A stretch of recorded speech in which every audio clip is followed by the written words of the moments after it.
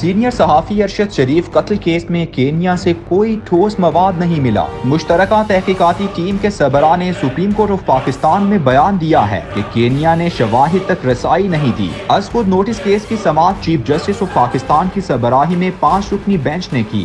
دوسری پیش رفت رپورٹ عدالت میں جمع کروا دی گئی۔ ارشد شریف کا موبائل اور آئی پیڈ کینیا کے آئی ٹی ڈپارٹمنٹ کے پاس ہے، جبکہ باقی سامان موصول ہو چکا ہے۔ چیف جسٹس کا کہنا تھا کہ معلوم کریں فیکٹ فائنڈنگ رپورٹ پبلک کرنے میں کون ملوث تھا۔ اٹارنی جنرل کا کہنا ہے کہ سفارتی ذرائع سے دباؤ ڈال رہے ہیں تاکہ کینیا سے مزید معلومات حاصل ہو سکیں۔ فی الحال اقوام متحدہ سے مدد لینے کا وقت نہیں آیا، کیونکہ لگتا ہے کینیا دوست ملک ہے، عالمی فورمز پر پاکستان کی حمایت کرتا ہے۔ ایسا اقدام نہیں چاہتے کہ دو طرفہ اور عالمی تعاون کھو دیں۔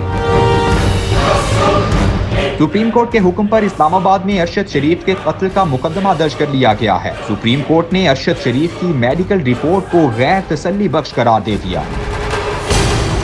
پاکستان تحریک انصاف کے چیئرمین عمران خان نے جوڈیشل کمیشن کے لیے چیف جسٹس کو خط لکھ دیا ہے۔ سینئر صحافی ارشد شریف کا کیس چونکہ عدالت عالیہ میں ہے، اس لیے کیس پر کوئی رائے نہیں دی جا سکتی۔ البتہ انسانی حوالے سے دیکھا جائے تو ارشد شریف کے خاندان کو جس دکھ سے گزرنا پڑا ہے وہ بہت تکلیف دہ ہے۔ صحافی برادری کے تحفظات اپنی جگہ، مہذب معاشروں میں آزادی رائے کی بڑی اہمیت ہے۔ آزادی تحریر و تقریر، آزادی اظہار و عقیدہ پر بہت زور دیا جاتا ہے۔ اقوام متحدہ کے چارٹر میں بھی ان باتوں پر بہت زور دیا جاتا ہے۔ اس حوالے سے حدود و قیود بھی لاگو ہیں، جبکہ ہمارے ہاں بدقسمتی سے ان باتوں پر توجہ نہیں دی جاتی، سیلف سینسر پر بھی دھیان نہیں دیا جاتا۔ تاہم صرف امید ہی کی جا سکتی ہے کہ ارشد شریف کیس میں ان کے اہل خانہ کو انصاف ضرور ملے گا۔